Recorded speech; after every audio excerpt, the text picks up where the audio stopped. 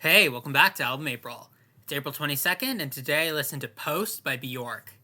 I remember when I wanted to listen to a Bjork album for Album April, I looked up what the fans thought that her best album was. I've stated in the past that it's very rare that there's a consensus. Usually it's two that rise to the top.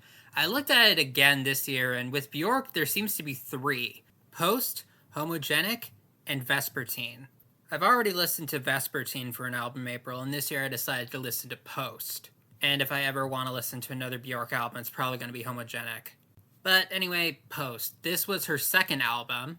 Her debut album, named Debut, was released in 1993, and this came out in 1995. It really is crazy just how much of her life Bjork has been doing music. She got her start as the lead of an Icelandic rock band called the Sugar Cubes when she was 21, and she has been making music ever since then. And she's 60 now. Bjork is basically the OG weird female indie singer. But she does have a crazy amount of talent to back up all the experimentation that she does do. And she really does have a very distinct voice. I have never heard of singing voice sound so strong yet so weak at the same time. Though her vocal performance here is a lot more restrained than I remember her singing from Vespertine being. I think that overall, I liked Post about as much as I liked Vespertine, except this album had higher highs and lower lows than that one did. It opens up with Army of Me, which I personally didn't care for, and is also a great example of a problem that I had with a lot of the songs on Post. I think that Bjork is a very good composer and a very good singer, but when it comes to, the vocal melodies, for some of them it doesn't even sound like she tried. They have no melody, no flow, no timing.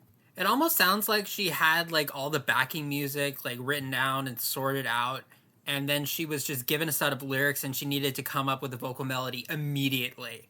Hyper Ballad also had this issue, but overall it's a much prettier song than Army of Me.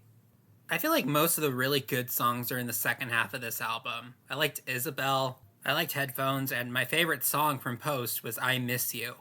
It's like if you took a Banjo-Kazooie song and turned it into a Europop dance track. It's really unique and really fun. There's also It's Oh So Quiet, which is just straight up a show tune. It's kind of jarring to listen to because in it Bjork goes full camp in a way that's completely different than the camp she normally does. I could tell she was having a lot of fun singing that one. Then there was the song Enjoy, which I straight up just thought was awful. It's like they saw the really dark, sludgy sound of Army and Me and thought, no, that is not actively annoying enough. We need to add these loud jump scare horn noises.